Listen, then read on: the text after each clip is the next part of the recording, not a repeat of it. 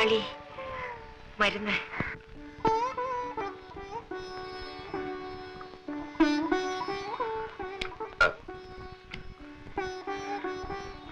നിനക്ക് ഉറക്കം വരുന്നില്ലേ? ഇല്ല. ഇരുന്നോളൂ. നീ ഏത് ക്ലാസ് വരെ പഠിച്ചു? SSLC പരീക്ഷ എഴുതിയിരിക്കുക. നിനക്ക് ഉറങ്ങണ്ടേ? പകൽ ഉറങ്ങിക്കോളാം. നീ ഇങ്ങനെ എനിക്ക് വേണ്ടി എത്ര ദിവസം ഉറക്കം ഉളയ്ക്കും?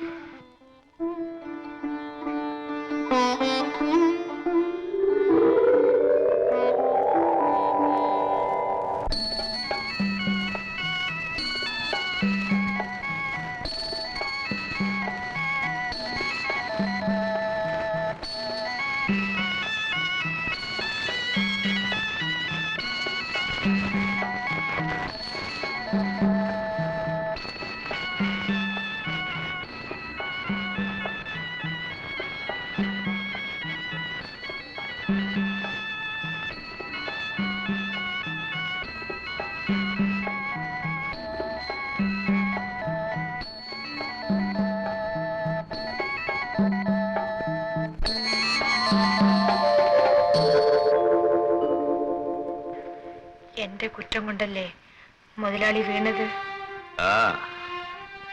ഞാൻ നേരത്തെ പട്ടിയെ വിലക്കിയിരുന്നെങ്കിൽ. അതിനുള്ള പ്രായശ്ചിത്തമാണല്ലേ? ജീവിക്കാൻ മറന്ന് പണിയെടുത്ത് സമ്പാദിച്ചിട്ട് എന്താ വാസു പ്രയോജനം? ഒരു കുഞ്ഞിക്കാല് കാണാനില്ലാത്ത ഈ വീട്ടിൽ മറ്റെന്തെല്ലാം ഉണ്ടായിട്ടെന്താ?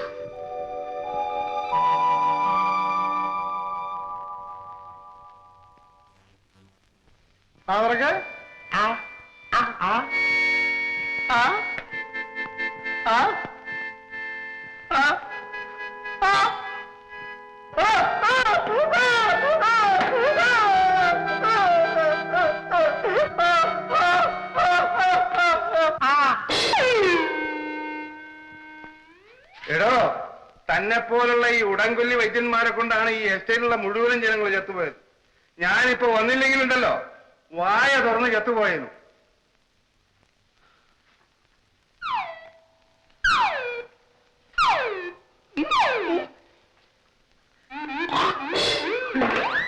വലിയ ഉപകാരം. തുറന്നാ അടയ്ക്കാൻ വയ്യ, അടച്ചാ തുറക്കാൻ വയ്യ. അയ്യോ വലിയ ഉപകാരം. എന്തൊക്കെയായാലും എനിക്ക് അങ്ങോട്ട് വിശ്വാസം വരുന്നില്ല കേട്ടോ. ഓ, അവക്ക് വരുന്നില്ല പോലും. അതല്ല ഞാൻ പറഞ്ഞത്. കൊടലെടുത്ത് കാണിച്ചാലും വാഴനാരെന്നേ പറയത്തുള്ളൂ. അദ്ദേഹം അങ്ങോട്ട് തെളിച്ചു പറഞ്ഞു. കൊള്ളാം.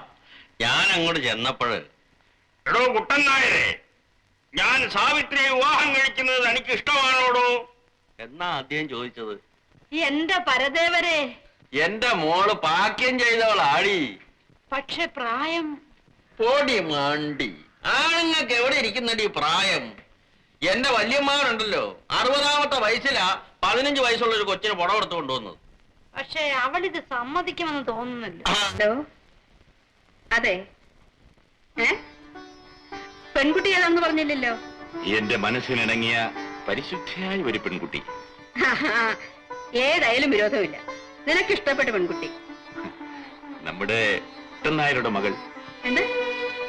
കുട്ടനായരുടെ മകളോ? അതെ ചേച്ചി,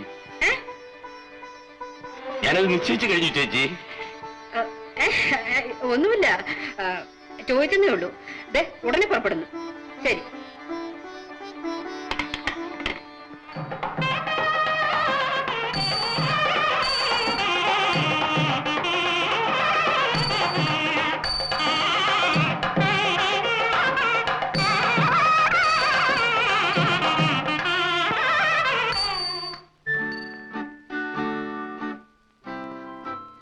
ഇതെന്താ? ഇത് റേഡിയോഗ്രാം. ഇതെന്താ തണുക്കുന്നേ? ഇത് എയർ കണ്ടീഷൻ.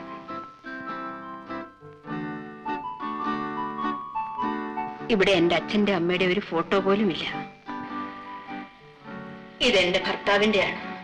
സബ് രജിസ്ട്രാർ ആയിരുന്നു, മരിച്ചുപോയി. ഇതെന്റെ മകൾ ഉഷ. എനിക്കാകെ ഉണ്ടായിരുന്നത് അവളായിരുന്നു. അവളെയും ദൈവം അങ്ങ് വിളിച്ചു.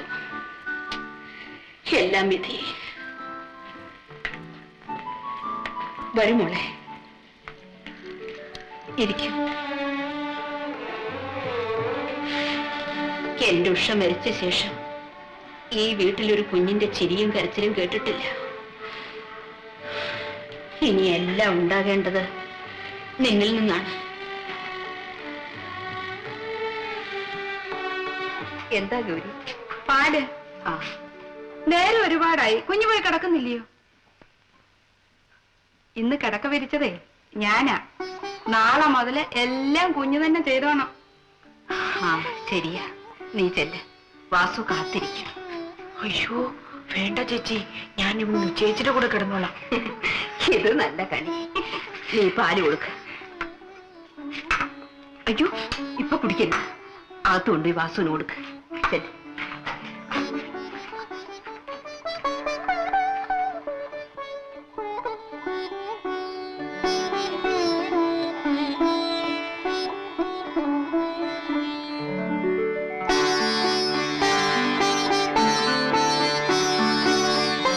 വിട്ടിട്ട്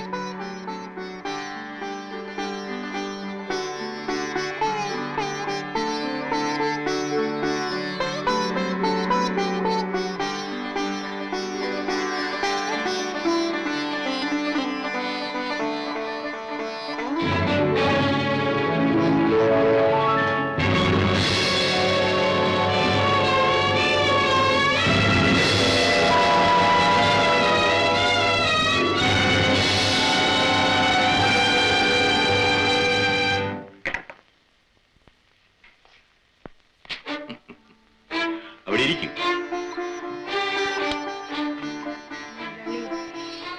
ഇന്നലെ വരെ സാവിത്രി എന്നെ കണ്ട കണ്ണുകൊണ്ട് ഇന്നു മുതൽ കാണരുത്. ഞാൻ നിന്റെ മുതലാളിയല്ല, ഭർത്താവ്. You are my wife now. എന്താ പേടി മാറിയില്ലേ? ആ, എല്ലാം ക്രമേണ മാറിക്കൊള്ളു. ഇങ്ങനെയുള്ള ഒരു പെൺകുട്ടിയാണ് ഞാൻ ആഗ്രഹിച്ചിരുന്നതും എനിക്ക് വേണ്ടത്.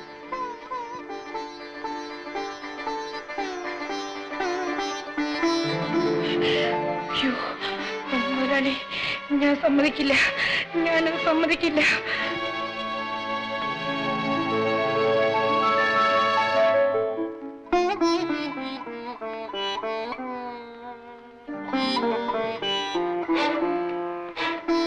ഭർത്താവ് ഭാര്യയെ തൊടുന്നത് ഉപദ്രവമൊന്നും അല്ല കുട്ടി.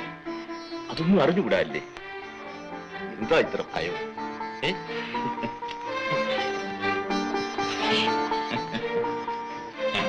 പിന്നെ ഞാനൊരു കഥ പറയാം. മോഹനോട്ട് ചേർത്ത്. പണ്ട് പണ്ട് ഒരിടത്ത് രാജാവുണ്ടായിരുന്നു. ആ രാജാവിന് അതീവ സുന്ദരിയും ചെറുപ്പക്കാരിയുമായ ഒരു ഭാര്യ ഉണ്ടായിരുന്നു. ആ ഭാര്യയുടെ പേരെന്താണെന്നറിയാമോ? സാവിത്രി.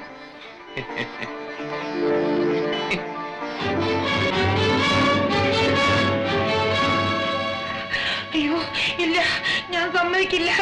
ഞാൻ സമ്മതിക്കില്ല.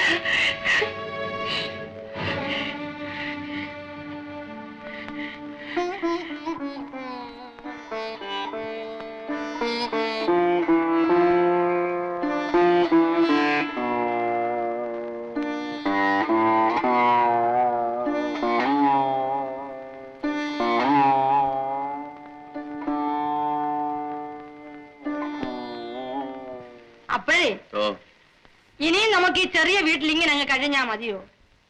പിന്നെന്തോ വേണം? നമ്മുടെ മോനന്ത്യത്തിന്റെ ബംഗ്ലാവിലോട്ട് കയറി അങ്ങ് താമസിച്ചാൽ എന്താ? അത് കൊള്ളാമല്ലോടി.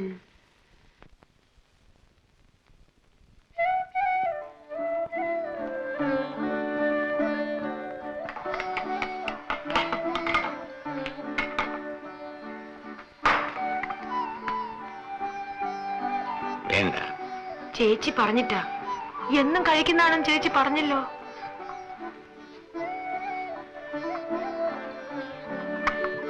ഉച്ചയ്ക്ക് ഉണ്ണാൻ വരില്ലേ? വരണം. വന്നേ ഞാൻ ഊണ് കഴിക്കൂ. അങ്ങനെ ഒന്നിച്ചിരുന്ന് ഉണ്ണുന്നത് ശരിയാണ്. ഇത്ര വേഗം കരച്ചിലായോ മണ്ടി?